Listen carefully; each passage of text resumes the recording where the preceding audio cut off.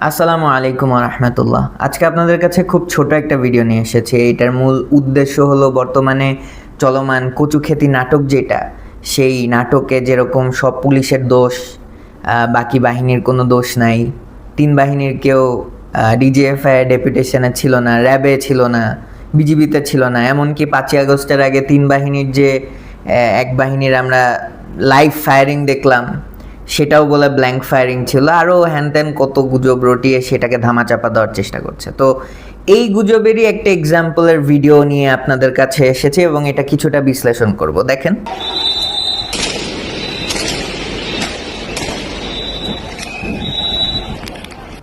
So এই ভিডিওর মধ্যে দেখতে পারবেন যে একটা ছেলে ফায়ারিং করছে এবং সেটা কন্টিনিউয়াস ফায়ার হচ্ছে। তো কন্টিনিউয়াস ফায়ারের অর্থই যে এটা ব্ল্যাঙ্ক ফায়ার না, এটা লাইভ ফায়ারিং। ব্ল্যাঙ্ক ফায়ার হলে প্রত্যেকবারে লোড করা লাগে এবং লাইভ ফায়ারিং হলে তখন লোড করা লাগে না। তো আমরা ভিডিওতে যেটা দেখতে পাচ্ছি এটা কোয়াইট পসিবলি টাইপ 56 সিএসএমজি। এটা হলো BD-08-এর মতো দেখতে, বাট নট এক্স্যাক্টলি। আর পাশে দেখবেন কয়েকটা স্ট্যান্ডের মধ্যে রাখা আছে, এগুলো আবার LMG।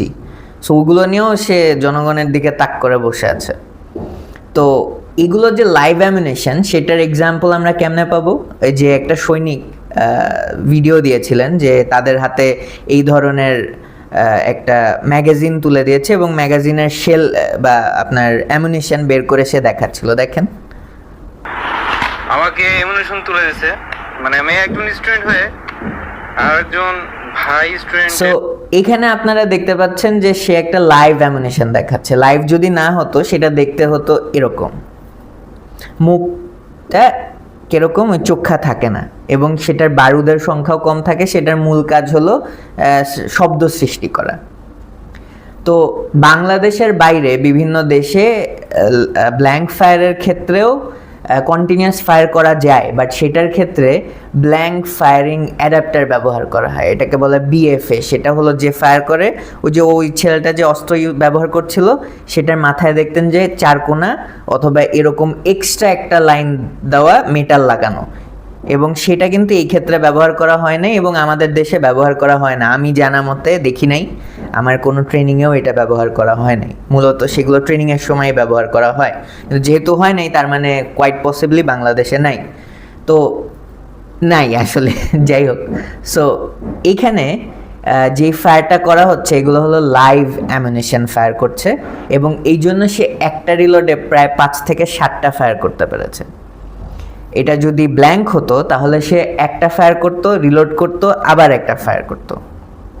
এটাই আর কি প্রমাণ যে আমরা এখন পর্যন্ত এই ধরনের অনেক কর্মকাণ্ডের কোনো জবাব পাইনি। এবং একটা জিনিস চিন্তা করেন তো, ধরেন 5ই আগস্টে সেনাবাহিনীর প্রধান এসে নতুন ডিফেন্সের জাতির পিতা হয়ে গিয়েছে, ভালো, সে খুব ভালো ডিসিশন নিয়েছে, চাপে পড়ে হোক যাই হোক, তার ডিসিশনের জন্য আরও অনেক মানুষ মারা যায়নি। বাট আমার কথা হলো, এরপরে সে কি একবারও ক্ষমা চেয়েছে এই সব বিষয়ের জন্য, যে এই ধরনের জিনিস আমার আন্ডারে হয়েছে, আমি সেটার জন্য দুঃখিত? ক্ষমা চাওয়া তো দূরে থাক, সেগুলো সব ধামাচাপা দেওয়ার চেষ্টা করা হয়েছে, তাই কি না?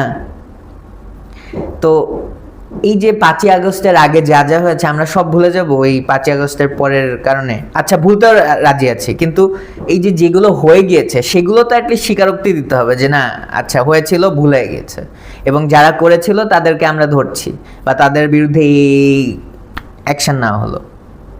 পেয়েছেন? পাইনি, এটাই কথা। এবং বর্তমানে এই যে মেজর সাহেবকে নিয়ে যে ঘটনা চলছে, যে সে হলো আওয়ামী লীগের সন্ত্রাসদেরকে ট্রেনিং করতে গিয়েছিল। তা আমার প্রশ্ন হলো, এতগুলো গোয়েন্দা বাহিনী, এতজন ব্যক্তি, এত জায়গায় নিয়োজিত, তার কমান্ডিং লেভেল, 195টা দিন একটা ব্যক্তি ছিল না, সেটা কোনো গোয়েন্দা জানে না? এবং FIU বলতে একটা জিনিস আছে, ফিল্ড ইন্টেলিজেন্স ইউনিট, যাদের কাজই হলো প্রত্যেক দিন যে কোনো ধরনের আনইউজুয়াল সিচুয়েশন রিপোর্ট করে সে director of military intelligence DMI এর কাছে।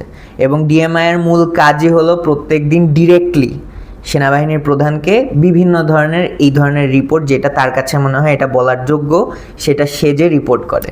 তো এত কিছুর পরেও চিফ জানেন না, ইন্টেলিজেন্স বাহিনীরাও জানে না, তারা এখন তৎপর হয়ে খোঁজার চেষ্টা করছে কি হচ্ছিল। এগুলো আসলে মানে হাস্যকর জোকস। যাই হোক, দেখা যাক কি হয়। তো আমাদের কথা এইটাই যে আমাদের কাছে উত্তরটা আসতে হবে যে হোয়াটস গোয়িং অন, এবং প্রত্যেকবারই এটাকে কেমনে জানি পাশ কাটে এমনভাবে যায় যে বাকি সবাই হলো আন্ধা, কিচ্ছু বুঝে না। তা আমার প্রশ্ন এইখানেই যে আমরা কি আর কতদিন এই আন্ধার অ্যাক্টিং করব? ফিয়ামানিল্লাহ।